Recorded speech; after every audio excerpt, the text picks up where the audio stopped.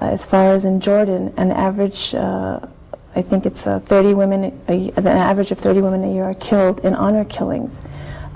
Where's the justice in that? Well, I mean, there isn't any justice there. I don't, you know, the question is, there's no justice. What honor killings, what well, how does is Islam honor perceive killing? that? How can Islam has no concept of that. The Christian Arabs do that. Mexicans used to do that. Mm-hmm. But there are reports of it in other Muslim countries. There's reports of it in Pakistan. This used to happen all over the world. This happened in Christian countries. This is just a situation that existed in many parts of the world. It doesn't justify it, but the fact that it still exists in that part of the world is only indicative of the fact that that familial honor is still an extremely important, if not a central element to those societies. And a woman's chastity is still considered something that is at the essence of the honor of a family, as well as the chastity of a male, but because it tends to be a patriarchal culture, and because of the fact that women, when they lose their virginity, there are generally physical signs of it, and certainly pregnancy can occur, whereas with a man is more veiled than a woman in that situation, but in no way does it mean that a man who commits fornication or adultery is any less condemnable than a woman. Mm-hmm. They're both terrible breaches of divine comportment. But I would say that the Christians have the same concept in their ignorant societies. Arab Christians have done this. So there was an Arab Christian that killed his daughter in Chicago. This occurred in the United States. It's a very sick thing to do. I find somebody would have to be a really sick human being to be able to kill their own progeny. But in America, there's been over 20 million abortions. And the only difference in America is that they say, well, these are unborn. You know, so I think before Americans start pointing the finger at 30 honor killings in Jordan, let's look at 20 million babies that have been killed in America. Right? Really? Yeah. I mean, America is it's a culture of amazing paradox. Do you believe the fact that women are now allowed to vote in Kuwait, regardless of the outcome, is a encouraging indicator of women's movement here? Yeah. Well, like the bumper sticker says, don't vote, it only encourages them. I don't know. I mean, you know, the idea of Muslim having a vote or not having a vote, the first country to give women the vote was Egypt in the 1880s. The Americans didn't have, there was one state, I think it was Wisconsin, that gave women the vote in the 19th century. It's the only state, there's only one state in America, you know, maybe all the feminists should move there or something. Yeah. But there's no other, in America, the women didn't get the vote till the 1920s, right? When the Constitution was, there was an amendment to give women the vote. But the idea traditionally in a traditional culture was one family, one vote. Right.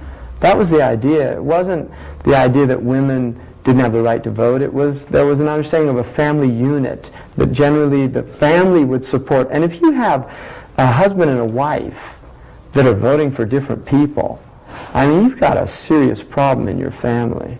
Right? In other words, there's a real conflict. That is a conflict. I think that's a very deep conflict. That's not a superficial conflict. And they should have maybe done a poll before they got married to see how they would vote or something like that, because that's going to indicate some compatibility. And many marriages have ended in divorce because of Republican and Democrat splits in America. Do you think that women then shouldn't vote? I mean, I think voting, the whole idea of voting is...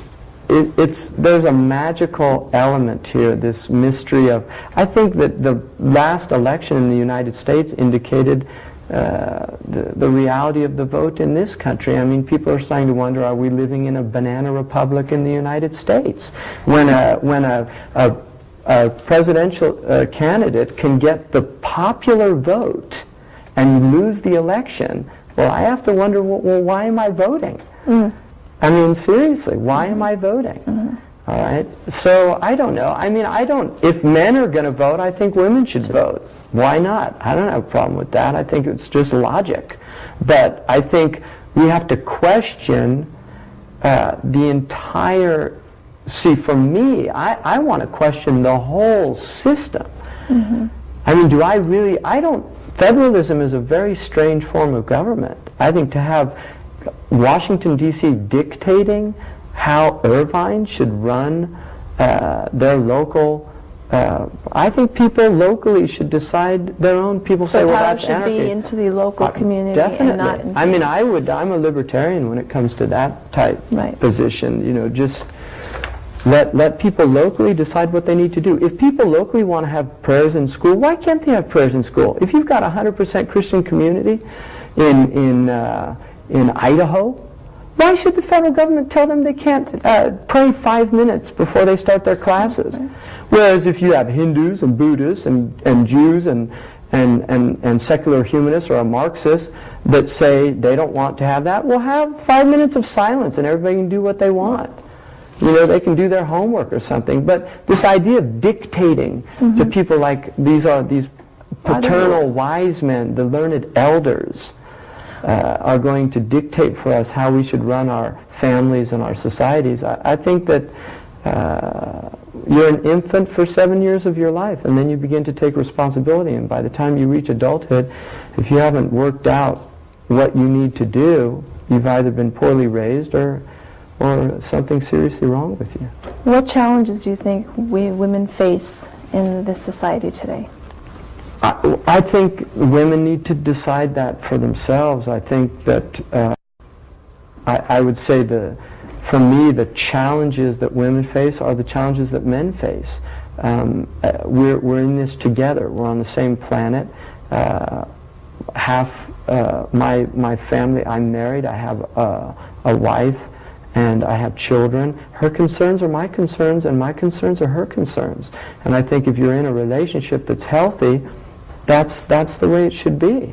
So I think that what's out there in terms of the society is as detrimental to men as it is to women.